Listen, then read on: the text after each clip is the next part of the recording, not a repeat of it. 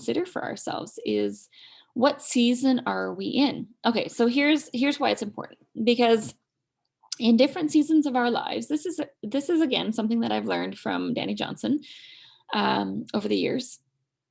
I've attended several of her events and they were very, very helpful for me. But seasons, okay, we are farmers, so we understand seasons. What is hard is knowing exactly what season we are in our lives, because in some ways we can be in multiple seasons at once. So that's super tricky. So in one area of our life, we need to be resting and healing. In another area of life, we are planting and getting ready to we're getting to work. We're working really hard. And in another season area of our life, we might actually be harvesting. So it's a little bit tricky, but when you know what's going on, it can really, really help. So one thing I will say right off the bat is, if you've recently lost someone, or lost a job, if you're grieving anything, you're probably in a winter season. A winter season, think about this, everything has slowed down, right? Think of a tree in winter season. The leaves have fallen off. It's gone into a kind of a hibernation. And don't we ever want to do that? Everything is slowed down, and it's just resting, and it's preparing for the spring. And in the spring, then the leaves will grow, and it'll flourish, and it'll continue to grow and continue to do what a tree does. So I want to encourage you, if you've recently lost someone, and honestly, right now, the world that we're in, we've all lost something recently. Okay. The world is not what it used to be. And so we are all grieving something. And then if you've lost someone on top of that this year, if you've lost a job this year, okay, you're in a winter season. But here's the beautiful thing about a winter season, is it is a time to rest. So I want to encourage you to take this opportunity to rest, to let your body to heal, to recuperate. But then also know that spring is coming, okay? It's not, winter doesn't last forever, okay? Whenever winter comes, you know that spring is coming. So what can you do to prepare for the spring? Okay, so we are farmers. In the winter, we don't just sit around and do nothing. People are like, what do you do in the winter? We do a lot, actually. It's not a season of nothing. It's really not. Yes, we do rest, we slow down. However, there's a lot we do to prepare for the spring. I apologize for my kids. Ian. Sorry. Like I said, everybody's home. Anyway, we are actually quite busy in the winter. We are preparing things. We are buying the seed to plant. We are making plans for the spring, for the work that we are going to do in the spring. So if you've lost your job, yes, you're in a winter season. However, you can be doing things right now to be preparing for the spring, when you are getting out there and planting seed, and whatever that looks like for you. Take some time to really just think about this, contemplate, what seed do you want to plant in the spring? Okay, whether this is related to work, whether this is related to relationships, whether this is related to your family, to your personal growth, what seed do you want to plant in the spring? And what do you need to get that seed? Maybe you actually need to be working right now to get the seed that you want to plant, or maybe you already have that seed. The other thing that we do is we're busy getting equipment ready. Okay. So my point is, there's things that you need to get ready for the spring. So winter is a time of slowing down and resting, but it's not a season of just doing nothing. You got to be preparing for the spring. Okay, so then in the spring, obviously the spring is a very, very busy season. You're working lots. You're planting, and you're not seeing any results, right? There's no fruit in the spring. This is why spring can actually be a very difficult season to be in, because you're planting and there's no fruit. And you're just hoping that there is going to be a harvest. So after your spring season, is a season of protection. This is very, very important. You're protecting your seed. You're protecting everything that you've planted. You're protecting everything that you've worked on. So I hope you're following the analogy, because it applies to absolutely everything. Everything that you've planted will grow. Keep that in mind too, okay? Everything that you have planted in this season will grow. So if you've planted good things, those good things will grow. If you've planted crap, that crap will grow. So harvest is coming. Harvest is coming. What are you going to harvest this year? Okay, what are you going to harvest?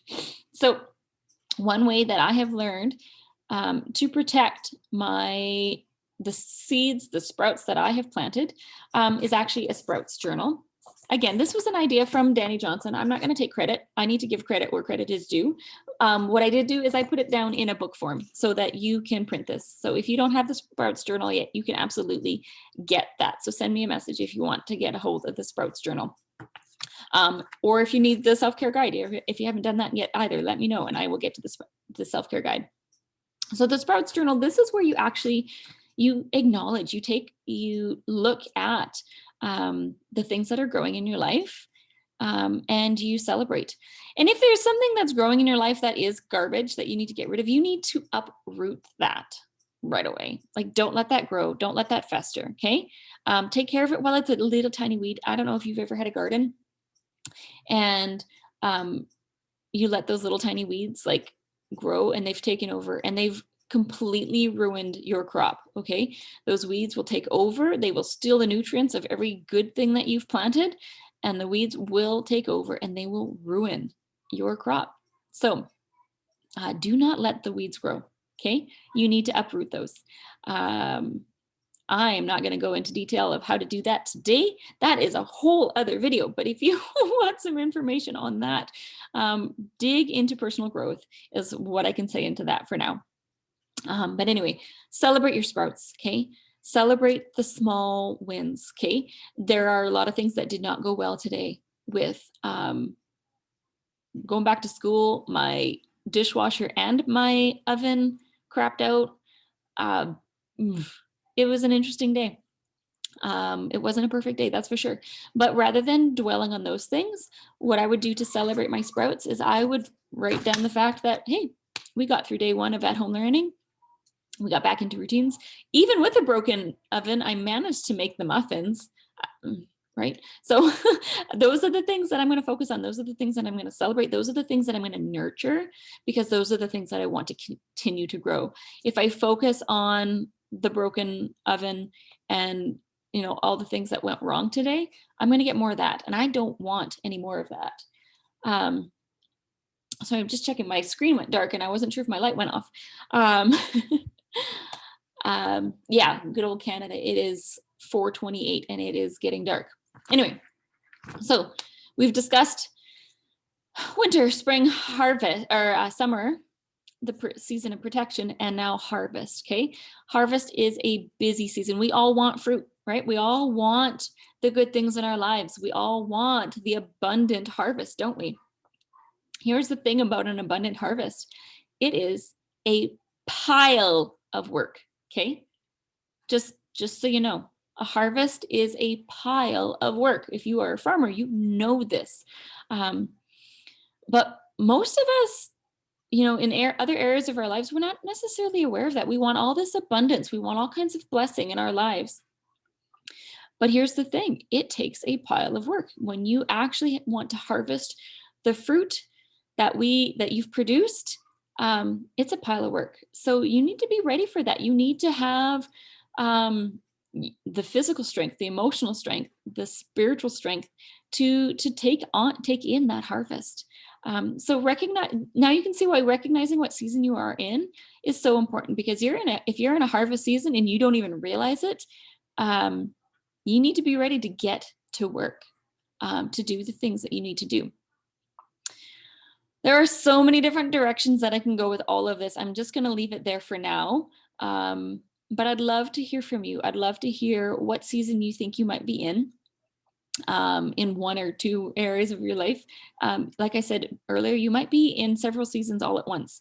Um, I got four little kids at home right now. I will be perpetually in a season of protection. Okay. Until my kids are grown. This is the season I am in that area of my life for the next like 10 to 20 years. Um, that's a busy season. It's a busy season where I need to be at my best because I've got a lot going on and I got a lot of little people to take care of. I need to take care of my body. So it's interesting how if I'm in that season with my family, however, if I've lost someone, I'm also grieving. I'm also dealing with a a winter season at the same time. So this is just another matter of awareness. Okay, just like Halt's P was an awareness of what's going on in our body, seasons is an awareness of what's going on in our world, in our environment. Okay, and when we have the awareness of those different things, then we can take steps to navigate all of these different things that we are dealing with. Because being a human is complex. Okay, this is where I'm saying real self-care. Doesn't just look at working out. Okay, that's one aspect of it. It has not been my number one concern for the last few years. Nope, it has not. I am excited to say that for the last month I've been working out twice a week with my hubby, and that's pretty awesome. But it's not been my number one. It's definitely an aspect of it, but that's not the one and only thing.